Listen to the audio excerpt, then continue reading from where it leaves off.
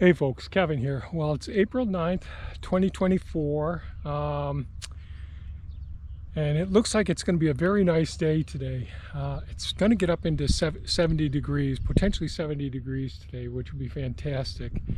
We've had lots of windstorms lately, so I've got lots of trees down all over here. Yesterday I used Mini-Me, the Kubota B2601 with the grapple to pick up several of the upright trees in that tree cluster over there to get those out of the way. And I mentioned in a recent video that I had done some rough smoothing out up here in the 3rd food forest area, and with the Hulk, which is a Takushi TL12 V2 track loader. And it's still, and we had rain since then, so there's rain in these spots, moisture, a lot of moisture, superficial moisture all along in here. But I've got to get the ground ready for transplanting some serviceberry plants and some grapevines as well, because this season just progresses so rapidly here. But and again, this whole area was nothing but bony gravel, and underneath this whole area are large hugelkultur pits. And the hugelkultur pits are just where I took all the trees, the root balls, the branches, every part of the tree, dug big trenches, buried them under the soil, and then covered them up, packed soil in around them, put rocks in around them as well, and used wood chips and lots of growth occur up here, a lot of it native plants, but we had bird's foot trefoil clover. We raised we had our large garden garlic beds up here, garlics and shallot beds, all in this area. This was all garlic and shallot beds. And we took those out because it was just too far away to be able to manage, especially during the droughts. And we put those down into the now they're in the central garden plot. But all of these trees I transplanted this fall, and the wind has done some damage with some of them. But one of the things I'm going to do today, I'm going to get back on the Hulk, and that's the track loader, the Takushi TL12 V2. And I'm going to try and just smooth out some of these areas here, because a couple of things I've got to do. I want to try and beat the weeds and beat the leafing out, because as you can see, we got flower buds emerging on some of the plums and the peach trees right now, and that could be a real hassle. So we want to get everything in the ground before the buds break, but that's a race against trying to get the ground smoothed out, because it's a real hassle to work around in here.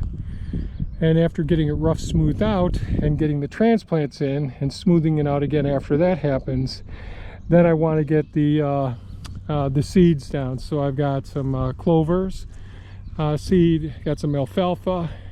So we still want to enrich the soil. We really want biodiversity, so we're not really having, there are a couple places where there's an apple next to an apple, but there's various fruit trees next to each other around in here. Polyculture is what we want. Then later on, I'll be putting the garlic and shallots, planting those in around them as well, and the various different flower species, besides the nitrogen fixers, because we want lots of biodiversity in this food forest. But today, what I'm going to do is try and smooth things out a little bit more. It's tough because backing up with the track loader, it's such a big, powerful machine. If I back into one of these, they're dust right away. So I got to be real careful and see what I can do and try and smooth things out. We got these real wet spots, and this is, I just had to put it in 4-wheel drive to make it up to here. And so I don't want to make things even worse. So we'll do our best and see what we can get accomplished.